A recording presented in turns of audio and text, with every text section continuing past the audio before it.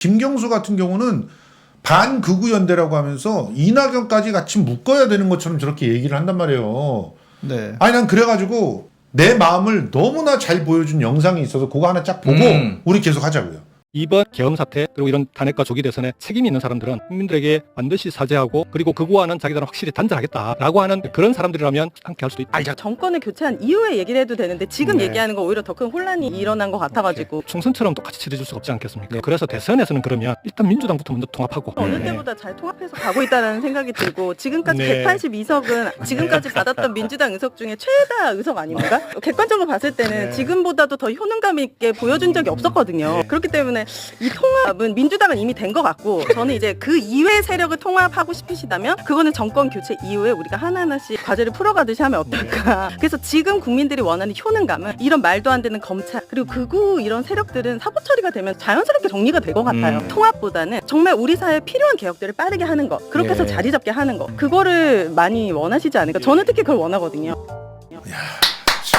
아, 저 여성분 누구예요? 오윤혜. 그 너무 잘 알고 계신 네. 그러니까 뭐라고 해야 될까? 정치에 관심도 없고 실은 사회 문제에 관심이 없는데 그냥 평범한 일반인 시민의 눈으로 보면서 이야기를 하는 거예요. 네, 진짜로. 왜 저런 말을 할 수 있을까? 저는 이렇게 보이거든요. 우리 일반 시민들은 딴 생각이나 딴 마음이 없어. 사심이 없어. 사심이 없어. 다른 욕심이 없어요. 그러니까 상식적인 차원에서 이야기를 할 수 있어요. 그런데 그렇죠. 정치인들은 자기가 뭔가를 해먹거나 뭔가를 엮어놓거나 해야 되니까 자꾸 이상한 논리를 만들어내는 거예요. 그때 나오는 게 정무적 판단. 입을 찢어버리고 싶어 진짜. 저 그 오윤혜 씨, 그러니까 이제 두 가지 점에서 저는 굉장히 이렇게 정확한 분석을 했다. 그 짧은 순간에 좀 이렇게 두 가지를 좀 봤는데 첫 번째는 민주당이 어느 때보다 효능감이 있는 통합. 큰 승리를 네. 거두고 효능감을 보여주고 있다. 네. 그렇게 얘기하는데 이제 김경수 씨는 지난번 총선처럼 할 수는 없는 거 아니냐라고 얘기를 했는데 그거에 대한 반박을 바로 한 거잖아요. 네. 아니 지난번 총선처럼만 했으면 소원이 없겠는데 왜냐면 182석을 어떻게 언제 민주당이 이렇게 얻은 적이 그렇죠. 있습니까? 그렇죠. 이런 효능감 있는 정말 압도적인 그죠 총선 승리를 어떻게 그리고 해? 또 지난번 180석이랑 지금 그렇죠. 80석이랑 달라요. 완전히 180석이 완전히 다르고. 다르잖아요. 그렇죠? 네. 예, 거기에다가 또 다른 이제 저분이 또 핵심을 얘기하는 게 아니 극우들을 청소하는 데 있어서 반극우 연대가 왜 필요하냐? 이제 저 나쁜 짓 저지른 극우들 다 사법 처리하면 다 소탕이 되는데 사법 처리 잘하면 되지. 극우 연대까지 반극우 연대까지 만들어서 뭐 그렇게 해야만 뭐 사법 처리가 되는 것도 아니고 바로 그냥 핵심을 잘 그러니까요. 짚으셨어요. 네. 네, 극우들을 소탕하기 위해서는 사법 처리만 잘하면 돼요. 그렇죠. 검찰의 수사만 네. 잘하면 뭐 굳이 막 연대해가지고 막 뭐 이럴 필요도 없어요. 아니 굳이 검찰 정신 차리고 경찰 정신 차리고 경찰은 정신 차렸어 이미. 그 뭐 박현수 이런 새끼가 막지만 않으면 돼. 박현수는 네. 지금 이미 날라가게 생겼더만. 경찰이 수사를 잘해가지고. 그래서 어련히 극우른들은 잘 소탕을 당연히 이 사법기관들이 잘 할 건데 굳이 왜 대선 앞두고 반극우연대가 필요하고 그래야만 되는 건지 잘 모르겠다. 저는 이제 오늘 방송을 쭉 네. 들었거든요. 네. 다 들으면서 무슨 그 이야기 단어 하나가 저한테 또 이렇게 꽂혔냐면 중도 이야기를 하는 거야. 네. 또 또 중도예요. 그래서 저 소위 말하는 친문 세력들은 진짜 중도병이 걸렸구나. 병이죠 병. 진짜. 병이네요. 진짜. 중도에서 지금 70% 80%가 윤석열이 잘못했다고 하고 정권 교체해야 되겠다고 하고 있어요. 60%가 이재명 대표 지지한다 그러고. 네. 그러면 그보다 더 잘하는 잘하는 상황이 어디 있냐고. 그보다 더 중도를 끌어온 그런 때가 언제 있었냐고. 중도에서 60%를 달성한 후보가 있기라도 했어요? 우리가 한 번이라도? 우리나라의 특히 중도층은 잘사니즘. 네. 자, 그 구호가 절실해요. 맞습니다. 다른 거 없어요. 뭐 사실 좌우 뭐 무슨 정책적 차이 뭐 이런 거를 아니 그 먹고 살기 바쁜 진짜 그 서민이 네. 그런 거 어떻게 신경 쓰고 삽니까? 그냥 당장 뭐 내 월급이 다음 달에 얼마가 꽂히고 내 자녀들은 어떻게 학원을 보내고 부모님 어떻게 봉양하고 뭐 그냥 그런 거에 그냥 허덕이면서 하루하루 그냥 살아가시는 분들 그냥 좋은 정책 탁탁탁 발표 잘하고, 네, 우리 경제, GDP 어떻게 성장률도 높이고, 이제 이것만 잘 보여주면 맞습니다. 중도층은 따라옵니다. 네, 맞아요. 뭐 별거 없어요. 네. 예, 김경수 지사님 굳이 뭘 또 중도층, 예.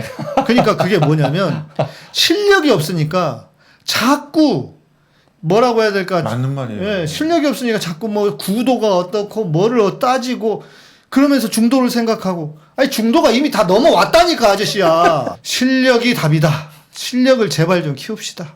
예, 그렇습니다. 그래야 대한민국에 희망이 있습니다. 자, 이재명 대표를 사람들이 우리 시민들이 지지하는 이유가 뭡니까? 실력으로 성과를 냈잖아요. 그거 하나잖아. 정확하게 얘기하면 뭐 그분의 생각과 사상이 좋은 것도 있지만 결국은 그거잖아요. 그러니까 실력을 키우시라고 말만 하지 말고 좀. 응? 그러니까 맨날 친목질하고. 그러니까 반극우 연대. 저게 네. 이제 실상은 그냥 자기네들끼리 친목질 하자는 거예요. 엘리트들끼리 모여가지고 우리 술 먹고 그러면서 돈 좀 써보고 뭐 이러면서 뭔가 하는 것처럼 하면 그래서 우리끼리 서로가 밀어주고 땡겨주고 하면서 다음 자리도 보장하면 그러면 우리끼리는 잘 살 수 있어. 이런 거 아닙니까? 제가 그러면서 오늘도 방송 들었는데 한동훈 얘기를 하는 거예요. 예.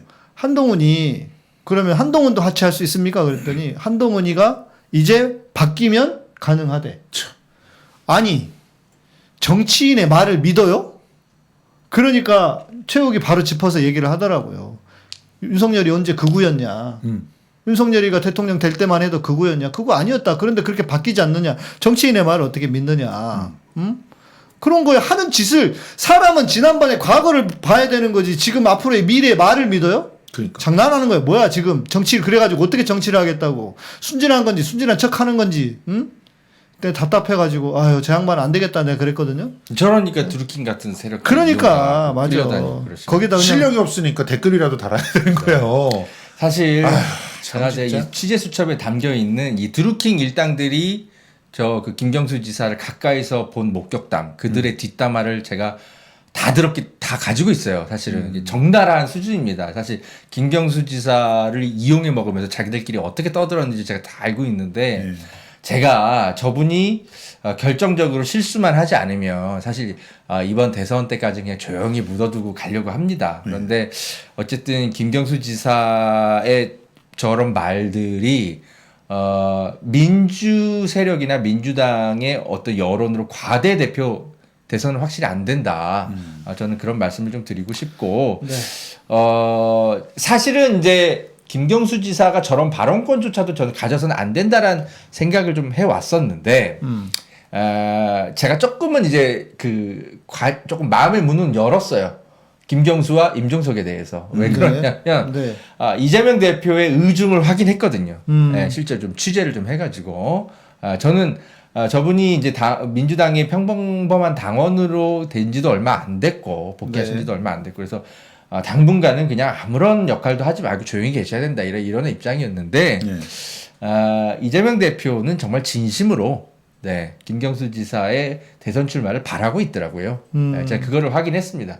그래서, 그냥 저 정도 그냥, 네, 이렇게, 역할 잘 하시면서, 본인의 이제 생각들을 표현하시고, 다만, 이제 어쨌든 이제 대선 출마하시더라도 당연히 이재명으로 최종 대선 주장 결정이 되겠죠. 네. 그러면은, 조건 없이 헌신하셔라.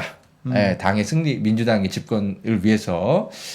김경수는 최소한 그 정도의 맞아요. 네. 의중은 갖고 있는 것으로. 아니 오늘 방송에서도 그 얘기 했어요. 자기가. 얘기를 하던가요? 경쟁해서 지면 자기는 최선을 다해 돕는다. 그 얘기는 하더라고요. 그럴 사람 같기는 합니다. 네. 이낙연 같지는 않을 거야. 네. 그렇죠. 그 정도의 판단은 이재명 대표 쪽이 하고 있는 거를 확인했고, 어떻게 확인했냐면, 지지난주에 김경수 지사를 접촉한 인물이 있어요. 이재명 대표의 측근인데, 그분으로부터 좀 이제 김경수의 속 생각을 좀 들어봤거든요. 이제 이재명 대표 쪽은 확실히 이제, 김경수는, 뭐랄까, 이낙연과는 확실히 다르다. 예. 전해철과도 확실히 다르다. 그렇게 판단하고 있더라고요. 그래서 약간은 이재명 대표 쪽도 고민을 좀 하고 있더라고요. 이제 당연히 이제 김경수가 받을 발언들을 실제로 많이 하고 있지만 민주당원들이 너무 막 이렇게 완전히 이렇게 김경수를 완전히 이렇게 제거하는 뭔가 그런 감정상의 대립 뭐 이렇게까지 가면 대선을 치르는데 별로 좋지 않기 때문에 그렇게까지 논쟁이 가진 않았으면 좋겠다. 약간 이재명 대표 쪽 이재명 대표와 함께 정치하는 사람들은 실제로 그 고민은 좀 하고 있더라고요. 아유 솔직히 저도 그래서 자제하고 있는 거예요. 아니요, 뭐 논쟁을 자제할 필요는 없어요. 다만 너 입 닥치고 조용히 있어. 아무것도 하지 마. 그러진 않는다는 거죠. 네. 그렇게까지 할 건 아니라고 이재명 대표 쪽이 오히려 저를 좀 약간 이제 좀 이렇게 그 뭐랄까 지지자들에게 당원들에게 좀 설명을 좀 잘 해달라는 취지로 좀 약간 부탁조로 얘기를 하더라고요. 그러니까 기본적으로 이재명 대표의 마음을 우리가 너무나 잘 알고 있기 때문에 더 이상 정말 격렬하게 이제 공격을 한다거나 그러지는 않고 있습니다. 네. 특히나 총구는 밖으로 좀 향했으면 좋겠다라고 하시기 맞습니다. 때문에 우리는 밖에 있는 이낙연을 공격하면 되는 그렇죠. 거예요. 왜 지난 정권에서 우리가 개혁을 제대로 하지 못했고 또 정권을 빼앗겨서 우리가 이렇게 큰 고통을 당했는가를 생각해 보면 정말 뭐라고 해야 될까 개혁의 그 개혁을 밀어붙여야 하는 그 시국에 이렇게 서로의 뭐 이권들 뭐 검찰과의 끈앞풀들 뭐 이런 것들 때문에 제대로 된 개혁을 못 하는 거 아니겠습니까? 언론도 마찬가지. 그래서 이번만큼은 다 이제 바뀌는 정권에서만큼은 그런 일이 절대 있어서는 안 된다. 만약에요, 다음 정권에서 또 지난 정권처럼 개혁에 실패를 하거나 뭐 부동산 문제 같은 거 그런 말도 안 되는 문제가 터지고 해보세요. 그러면 진짜 우리나라는 정말 희망 없는 나라로 바뀌게 될 겁니다. 그렇습니다. 예. 그래서 그런 일이 일어나지 않게 하기 위해서라도 이런 허 기자님 같은 분의 취재가 저는 너무너무 귀하다 생각합니다. 예. 네.